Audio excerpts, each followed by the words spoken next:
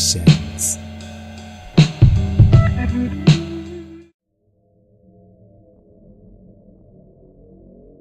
The title is banned for security purposes.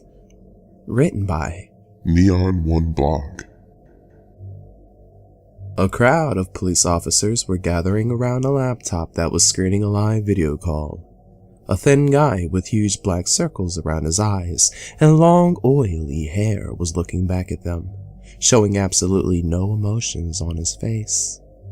The captain entered the room, silencing everyone who was making a sound. "You said you have some important information about the chain man. So what is it all about, mister?" said the captain. "Well, first, I'm not going to give you my name," answered the guy. "Maybe because I'm a criminal. From what I just did, I don't know, perhaps about 15 hours ago." "And what is it that you did?" demanded the captain, obviously losing his temper. "I killed a man," answered the guy with a smile. "To be precise, I killed the so-called chain man. By the way, does the media always have to give serial killers those ridiculous names?" The captain, along with the rest of the officers, was offended with the attitude of the guy that talked to them. It felt like it was all just a stupid prank. "You know, young man, if this is a prank, you're in serious trouble for— Look, this is not a prank," interrupted the guy quickly as he opened a bottle of soda and started drinking and making annoying sounds. "No, I'm gonna tell you where the body is. Yeah, I'm gonna tell you everything." "You better do," said one of the officers angrily. Before I tell you anything, I want you to know why I did it. The answer is simple. Because I was bored and I wanted to do something exciting. And I read about the serial killer that is raging and that took his 19th victim a couple of days ago, and it just popped in my head. Why not go and catch him? I never meant to kill him. I just wanted to stop him. But a few things went wrong along the way. "This guy's a lunatic," said someone. "Shut up," said the captain sharply. "Young man, do you understand how bad will it turn out for you if you're lying?" "Mm-hmm. Well then, carry on." "Well, for those who don't understand, I want to explain why I called like 100 times saying that I have information about the serial killer and that I'd only like to talk on the video call with the captain and as many officers with him as possible. And that's simply for the attention." As the guy talked, he kept on making this awful noise by drinking his soda as if he was wanting to piss off the police. "See, finding the killer that you guys been chasing for a year now within 8 hours is actually cool, isn't it? You know, that's something you want to share with somebody, well, as long as you don't have friends or people to talk to. I thought you guys would make the perfect listeners." Officers were getting more and more irritated. One of them even cussed the guy and walked out of the room, slamming the door shut after him. The captain, though, pulled a chair and took a seat as he listened to the guy. He did not completely believe that the guy took the chain man down, but there's something about this character on the screen that caught his attention. By now, I'm assuming someone got angry and left the room. I'm sorry. I can't know for sure since this is recorded, not live as you may have thought. But as long as I answer all of your questions, it doesn't matter, right? The guy was to show his hierarchy over the police with every cell of his body. He was obviously showing off and trying to humiliate them with every word and gesture he made. Silence covered the room like a cold blanket, making officers look at each other, wondering, "Hey, is this really a recording?" "He made a recording so we won't be able to track him," mumbled the captain. His conclusion was more like an out-loud thought than actually saying it to anyone. "Exactly. Picked this up from that Saw 2 movie. Always wanted to try it out. It seemed very cool in the movie," answered the guy from the recording just in time, as if he knew the captain would say that. "Okay guys, cut this out. It can't be a recording.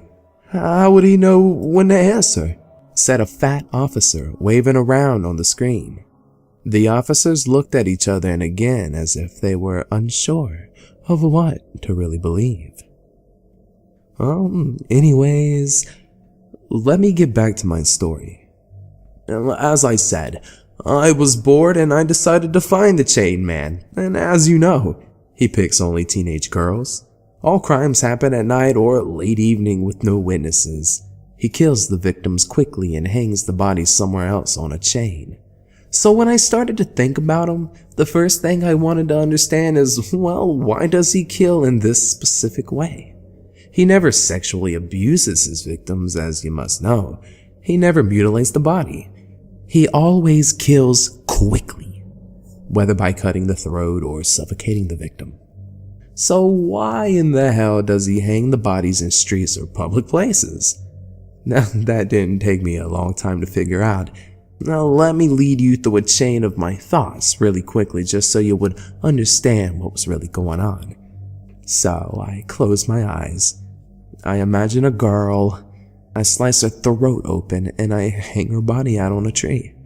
Well, obviously, I'm a strong man because that takes some strength to hang a body on a tree with a chain within minutes, right? So, I'm on the ground up with a strong complexion, killing teenage girls without sexually abusing them. Well, who am I? And as you know, urotophonophilia is one of the common among serial killers. I think 95% of serial killers kill either for sexual purposes or attention or sense of power or some shit. Well, in our case, the Chain Man didn't kill for any of these reasons. So I went in deeper. I kept asking myself, who am I? And why do I hang bodies? And then I got it. It was really simple, actually. Look, a serial killer kills people who share something in common. A color of hair or a way of dressing. Well, in our case, it's age. All of them are teenagers. And why would someone hang a body in a public place? All of the psychologists that were working with the police and made psychological portraits of him were wrong. He didn't hang the body for attention. Well, at least not for the attention that they thought about. You see, if you wanted to gain as much attention as possible, you would mutilate the body, right? I knew him from the beginning, but I couldn't understand his reason till I just figured one thing. One possibility. It's a reminder. He hangs the body as a reminder of the victim's death. Think about it for a moment. It will be all over the internet, on TV, and even in the papers. He wants the parents to be reminded of the death for as long as possible. This sounds stupid, right? I mean, parents will always be reminded. They would never forget their loss, even if they never appeared anywhere. Isn't it the rational way of thinking? But who said the offender is a rational person? Soon, I understood this. I started understanding everything. He wants to remind the parents because these girls are reminding him of his loss. He wants to remind the parents because these girls are reminding him of his loss. You know, he's a father who lost his daughter and his sanity. He remembers his teenage daughter every time he sees a teenage girl. He wants to kill those girls because, for him, hell, it's only fair. If life can easily take away his daughter, no one deserves to have theirs. This allowed me to minimize the number of potential killers to everyone who lost their daughters in the past 5 years. Well, I didn't find anything unusual or large orders of chain, so I assumed that it was somebody that already had easy access to such tools. And that minimized potential murderers to, well, only one, the real serial killer. Well, after finding him through your base, which I hacked into earlier, I went into his store. He was a fine man. He was in his mid-40s, had a huge beard and a husky voice. and I asked him a couple of questions about the hammers he had. Then I asked for a chain. As he showed me the types of chains he had, I asked him to give me the one he uses to hang the victims he kills to grieve for his daughter. Boy, did those words drive him crazy. He attacked me and, well, of course, won the battle, for I'm somehow physically weak. I lost my consciousness, and when I woke up, I was handcuffed to a metal pole somewhere dark all alone. I wasn't killed like all his victims. I wasn't his victim. When the guy from the recording reached this point of his story, an officer entered the room and informed the captain that this video call was really just a recording, and that they just found the source.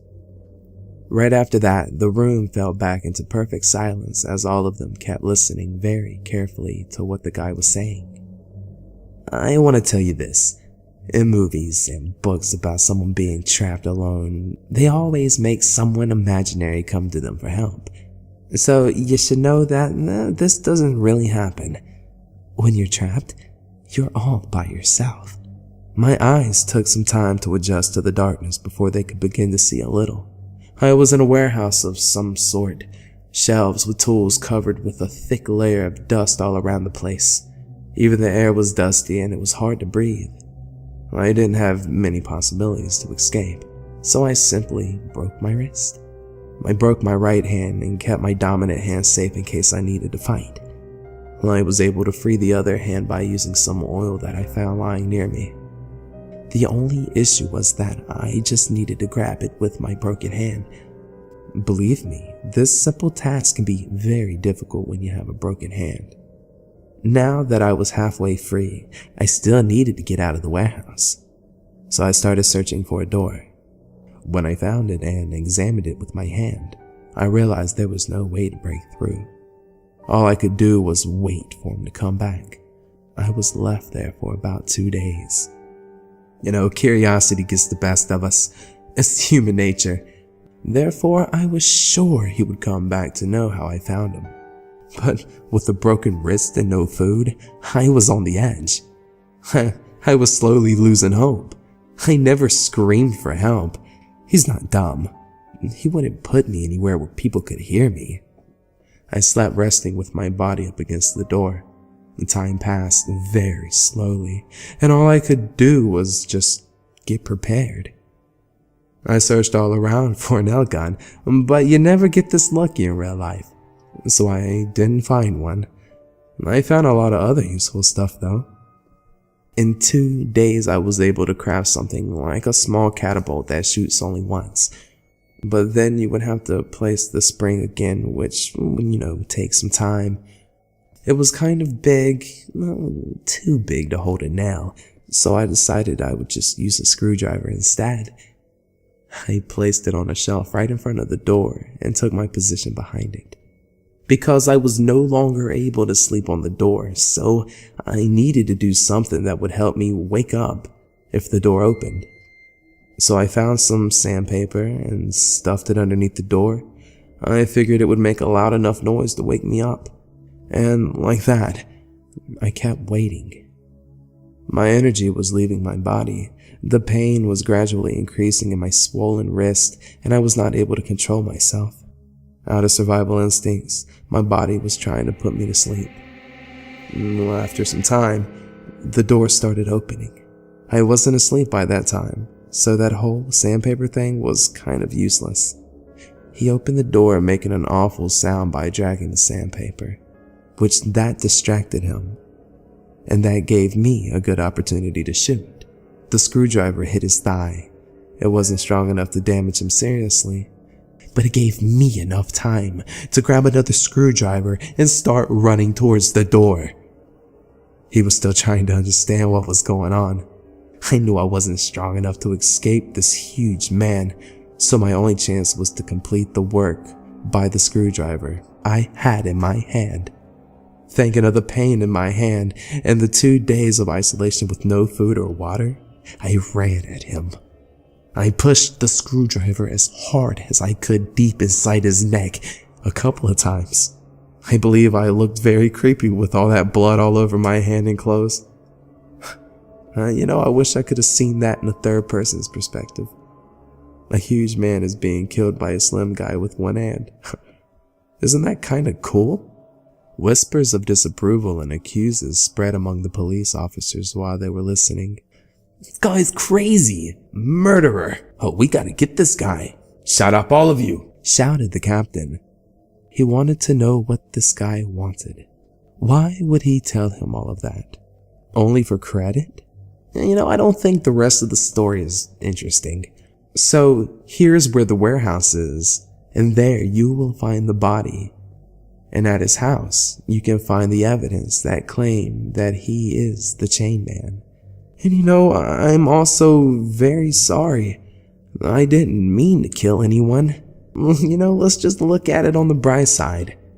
I got you the serial killer you couldn't find. The screen went black and another voice continued talking. I know you will be trying to find me.